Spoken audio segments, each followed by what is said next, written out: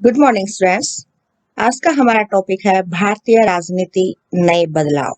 यानी कि भारतीय राजनीति में क्या बदलाव हुए और ये बदलाव कब हुए और उनके क्या कारण थे। तो इस चैप्टर में हमारे मुख्य बिंदु रहेंगे भारत के राजनीतिक क्षेत्र यानी कि पॉलिटिकल एरिया में क्या बदलाव आया, और सबसे बड़ा बदलाव था गठबंधन सरकार का बनना।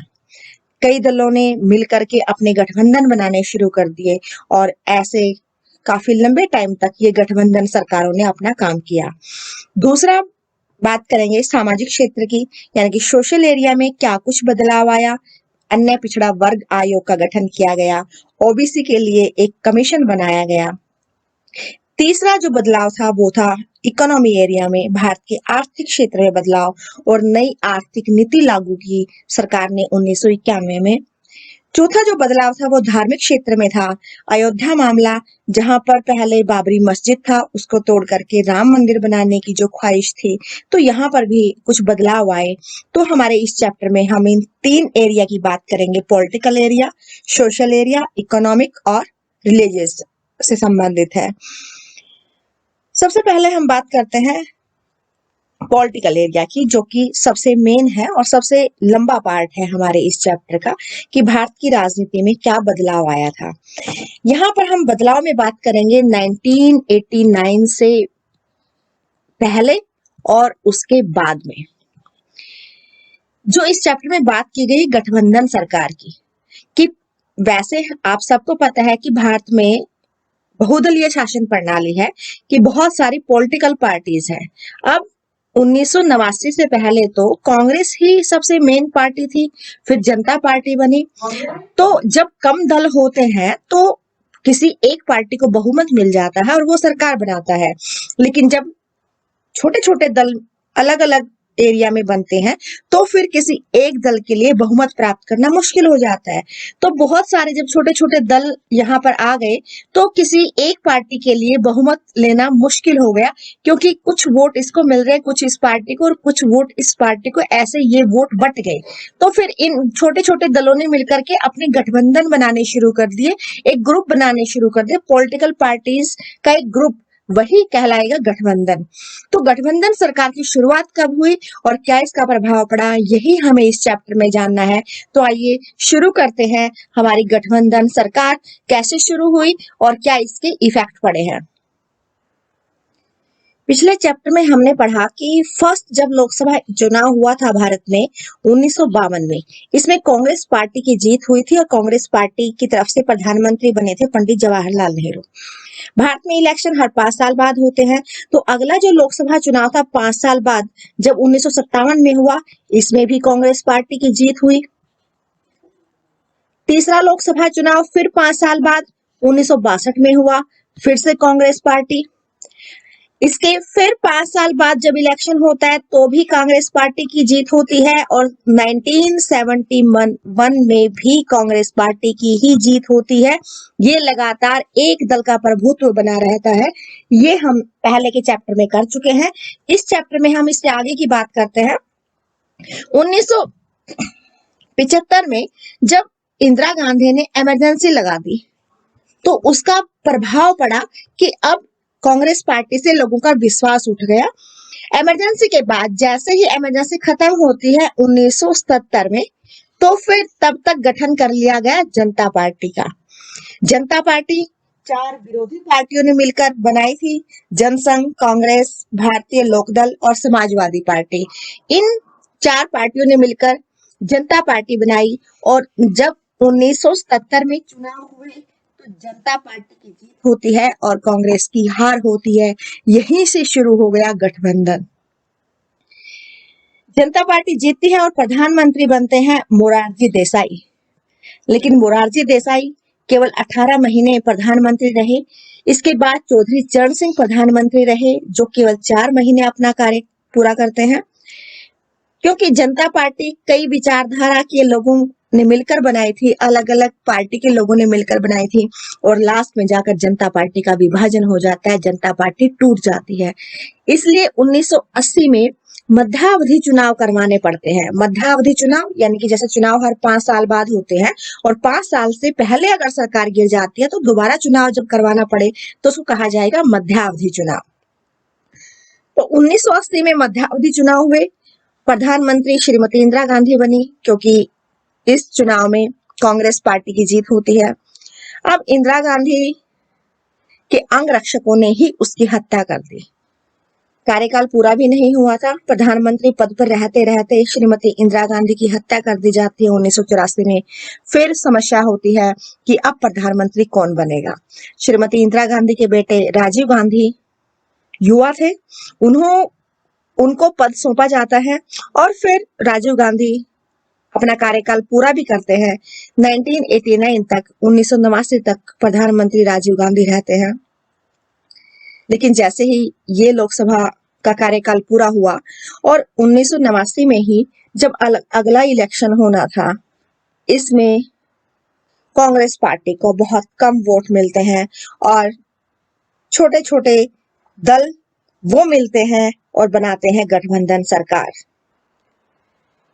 और यहाँ से गठबंधन का पूरा दौर शुरू हो जाता है जो एक लंबे समय तक चलता है और आज भी चल रहा है कि कैसे पॉलिटिकल पार्टीज कुछ मिल करके अपने एक अलग गुट बना लेती है, एक अलग गठबंधन कर लेती है।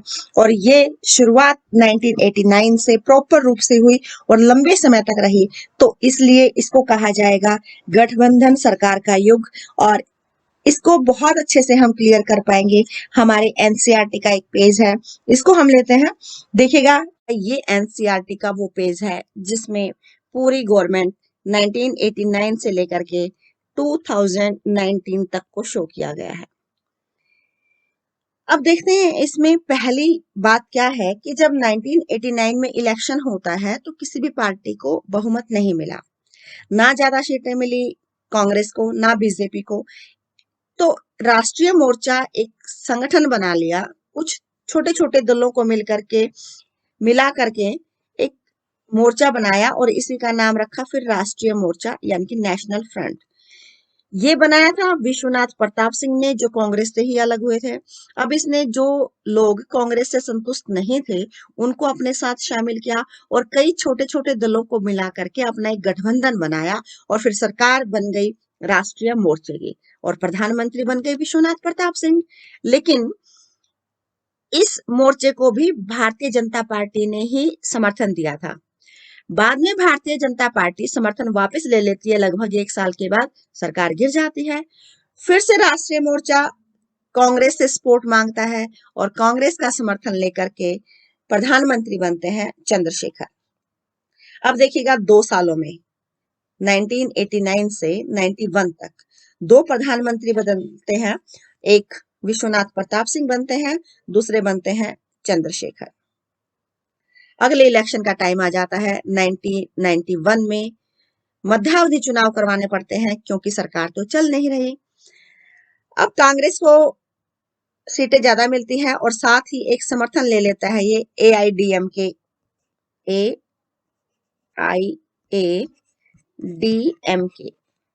ये क्षेत्रीय दल है, ऑल इंडिया अन्ना द्रविड़ मुनेत्र कड़गम के नाम से।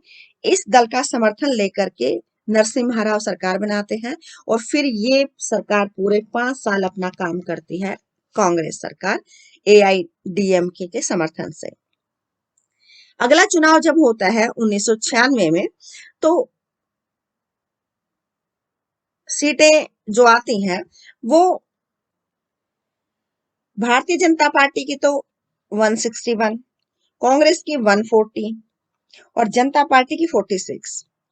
अब देखिएगा सरकार बनाने के लिए तो सीटें चाहिए 273। अब ना तो बीजेपी के पास है, ना कांग्रेस के पास है, ना जनता पार्टी के पास है, तो फिर किसकी सरकार बनेगी।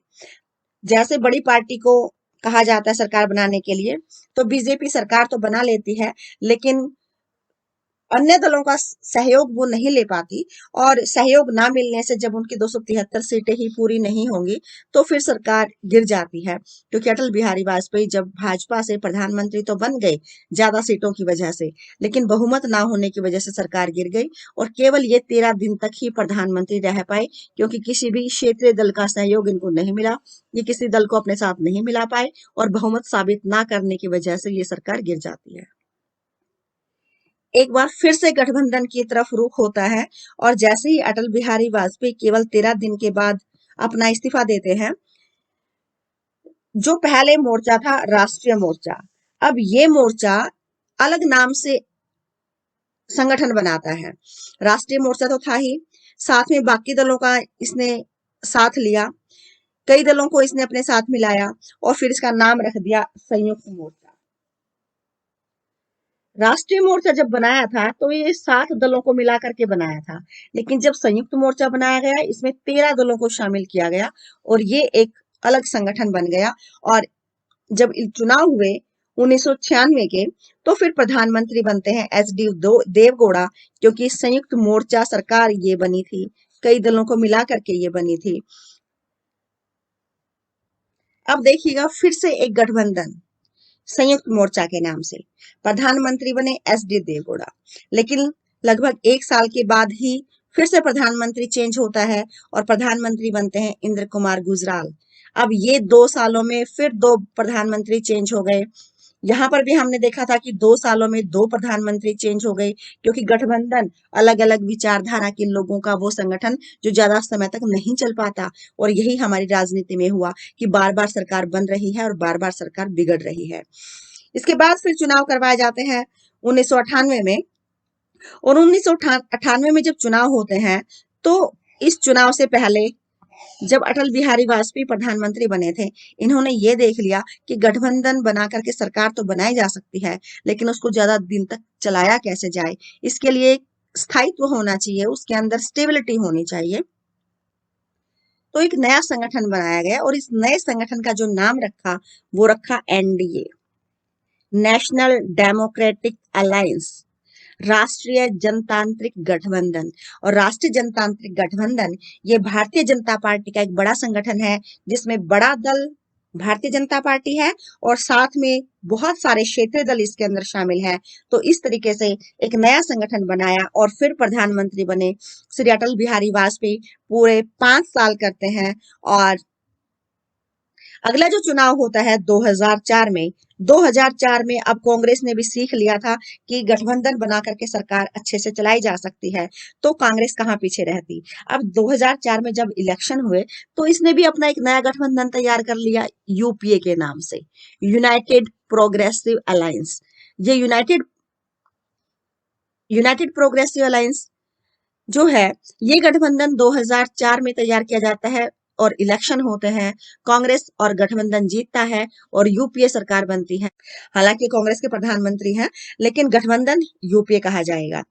ये सरकार पूरे 5 साल रहती है और 2009 में फिर जब चुनाव होते हैं, फिर से एक बार यही संगठन जीतता है, यानी कि 2 बार लगातार प्रधानमंत्री बन रहते हैं मनमोहन सिंह।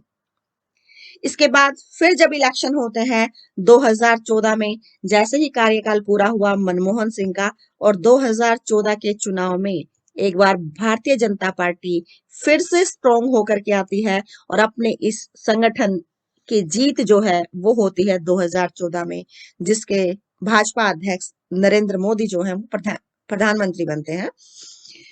तो ये नया संगठन कांग्रेस का और दूसरा नया संगठन भारतीय जनता पार्टी का। 2014 के चुनाव में भी प्रधानमंत्री नरेंद्र मोदी की जीत हुई और 2019 में फिर से जब इलेक्शन होते हैं तो भी सबसे ज्यादा वोट जो मिलते हैं वो एनडीए पार्टी की तरफ जाते हैं, नेशनल डेमोक्रेटिक अलायंस को मिलते हैं, जो भारतीय जनता पार्टी का सबसे बड़े गठबंधन की अभी हमने बात की। और एक बार फिर प्रधानमंत्री बनते हैं श्री नरेंद्र मोदी। अब इन दोनों इलेक्शन के बारे में हम थोड़ा सा डिटेल से जानते हैं, क्योंकि ये हमारा करंट अफेयर्स में काउंट हो जाता है और लेटेस्ट जो गवर्नमेंट है, एट प्रेजेंट जो सरकार चल रही है, तो उससे संबंधित क्वेश्चन भी आसानी से पूछे जाते हैं। नेक्स्ट हम अगर पिक को लें तो ये है हमारे दो गठबंधन जो अभी हमने बात की थी। एक कांग्रेस का बड़ा गठबंधन है और दूसरा बीजेपी का बड़ा गठबंधन है। देखिएगा 1998 से जो दो बड़े गठबंधन चले आ रहे हैं हमारी भारतीय राजनीति में, इस चैप्टर के अकॉर्डिंग भी भारतीय राजनीति नए बदलाव, वो नया बदलाव यही आया है कि ये दो गठबंधन जो स्ट्रॉन्ग हुए हैं, एक एनडीए और दूसरा यूपीए। अगर हम इन्हीं की बात कर लें, एक बार अलग से थोड़ा देखते हैं इसका, एनडीए और यूपीए। एनडीए यानी कि राष्ट्रीय जनतांत्रिक गठबंधन, इसको शॉर्ट फॉर्म में इंग्लिश में तो एनडीए लिख देते हैं और हिंदी में जब इसको लिखा जाता है तो राजग के नाम से इसको जाना जाता है। इस संगठन की स्थापना 1998 में हुई और पहले प्रधानमंत्री, अभी हमने बात की थी कि एनडीए से पहले प्रधानमंत्री बने थे अटल बिहारी वाजपेयी। उसके बाद अब जो सरकार है, मोदी सरकार, 2014 के चुनाव में भी यही सरकार जीती थी और 2019 के चुनाव में भी यही गठबंधन सरकार बना रहा है और वर्तमान में अभी यही काम कर रही है। अगर 2019 के चुनाव को हम देखते हैं, क्योंकि अलग से कई बार क्वेश्चन पूछ ले जाता है कि बीजेपी को इस चुनाव में कितने सीटें मिली थी, तो भाजपा सरकार है। बीजेपी को अगर पार्टी की बात करें तो बीजेपी को सीटें मिली थी 303, लेकिन भारतीय जनता पार्टी ने तो बाकी दलों के साथ अपना गठबंधन बना रखा है और गठबंधन बना के इसका नाम रखा है एनडीए। तो अगर हम बाकी दलों के साथ मिलकर के यानी कि एनडीए की सीटों की बात करें तो टोटल सीटें हो गई थी 353, 353 सीटें हो गई एनडीए की। भाजपा का गठबंधन जिन छोटे दलों के साथ है तो उनका मिलाकर के 353 सीटें हो गई इसके पास। जबकि जो कांग्रेस का संगठन था एंड यूपीए के नाम से, यूपीए की कुल सीटें आई थी केवल और केवल 92। ठीक है, तो देखा जाए तो इस तरीके से कांग्रेस को बहुत कम सीटें मिली थी। अगर हम यहाँ बात कर लेते हैं यूपीए यानी कि कांग्रेस का जो गठबंधन है, इसके पहले पहले अल्फाबेट को वही लेकर के शॉर्ट फॉर्म में इसको यूपीए कहा जाता है।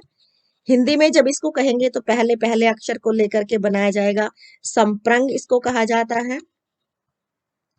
और इस संगठन की स्थापना 2004 में हुई थी। 2004 के चुनाव में यूपीए सरकार बनी थी और उसके 5 साल बाद जब दोबारा इलेक्शन हुआ था 2009 में, फिर भी यूपीए सरकार जीती थी और प्रधानमंत्री बने थे श्री मनमोहन सिंह। तो ये थे हमारे दो बड़े गठबंधन। आगे हम बात करेंगे कि गठबंधन सरकारों के क्या फायदे होते हैं और क्या नुकसान होते हैं। 5 इलेक्शन में लगातार कांग्रेस पार्टी जीतती आ रही थी और उसके बाद गठबंधन बनते चले गए, अलायंस बनते चले गए। ऐसा क्या रीजन था कि गठबंधन सरकार बनाने की जरूरत पड़ी? पहली बात तो यही कि इंदिरा गांधी वो नहीं रही थी, उनके बेटे राजीव गांधी की भी हत्या कर दी गई। तो कांग्रेस पार्टी का जो प्रभाव था, एक अच्छा लीडर, एक स्ट्रॉन्ग लीडर ना होने की वजह से उनका प्रभाव बहुत कम हो गया था। तो गठबंधन सरकार की ज्यादा जरूरत महसूस होने लगी और गठबंधन सरकार फिर आगे बनती चली गई। इसके अलावा जो बड़े बड़े राजनीतिक दल थे, जनता का उनमें विश्वास नहीं रहा, क्योंकि इलेक्शन के टाइम पर तो वो पार्टी दिखाई देती थी, लेकिन जैसे ही इलेक्शन खत्म हुआ तो जनता से वो बिल्कुल कट जाती थी। आपने भी देखा होगा जब इलेक्शन होते हैं तो गली गली में पार्टीज वाले वोट मांगने के लिए भी आते हैं, लालच भी दिए जाते हैं, अलग अलग एरियाज में कुछ अलग घोषणाएं भी की जाती हैं विकास कार्यों की, लेकिन जैसे ही इलेक्शन खत्म हुआ तो सब कुछ जैसे खत्म ही हो जाता है। इसके अलावा क्षेत्रीय दलों की संख्या बढ़ना, लोकल पार्टी अपने हित के लिए, अपने स्वार्थ के लिए कुछ ज्यादा ही बनती चली जा रही थी। तो क्षेत्रीय दलों की संख्या जब ज्यादा हो जाती है, एक तो 3 पार्टियों में वोटों को बांटा जाता हो, 3-4 पार्टियां हो तो कम से कम कुछ कुछ वोट मिलेंगे, जिसको ज्यादा वोट मिलेंगे उसको सरकार बनाने का मौका मिलेगा। लेकिन जब लोकल पार्टीज बहुत ज्यादा हो जाती हैं और वोट बट जाते हैं तो इनके हिस्से में थोड़े थोड़े वोट आते हैं और आधे से ज्यादा वोट किसी एक पार्टी को नहीं मिलते, तो फिर वो बड़ी पार्टी दूसरी पार्टियों से सपोर्ट लेती है और सपोर्ट लेकर के उसको सरकार बनानी पड़ती है। तो क्षेत्रीय दलों की संख्या बढ़ने से ऐसा भी हुआ कि वोट बट जाने से किसी एक पार्टी को पूरा बहुमत नहीं मिलता था। इसके अलावा बात करें क्षेत्रीय दलों में विश्वास अधिक होना, अभी हमने बात की कि क्षेत्रीय दल जो अपने लोकल एरिया की पॉलिटिकल पार्टीज होती हैं वो उनसे अटैच होती हैं, पब्लिक की डिमांड्स को वो ज्यादा जानती हैं, उनकी तरफ ज्यादा ध्यान देती हैं। तो फिर लोगों को तो अपना भला चाहिए। तो अब लोग क्षेत्रीय दलों को, लोकल पार्टीज को वोट देने लगे, उनमें विश्वास उनका ज्यादा हो गया, तो इसलिए फिर गठबंधन सरकार बनती चली गई। इसके अलावा हम बात करें कि गठबंधन सरकार का भारत की राजनीति पर क्या प्रभाव पड़ा। अभी हमने बात की कि 1989 से लेकर के 2014 तक गठबंधन सरकारें लगातार बनती रही, बिगड़ती रही। तो इससे क्या प्रभाव पड़ा हमारी राजनीति पर। अस्थायी सरकार, अभी हमने देखा था पिछली पिक में जो हमने एनसीईआरटी की देखी थी कि बार बार प्रधानमंत्री बन रहे हैं, कुछ महीने रह रहे हैं, कोई कुछ साल रह रहा है, और 2 साल में 3-3 4-4 प्रधानमंत्री चेंज हो जाते हैं। तो वो सरकार कहाँ बनाएंगे, और जो सरकार अस्थायी होगी तो क्या जनता की भलाई के लिए काम करेगी।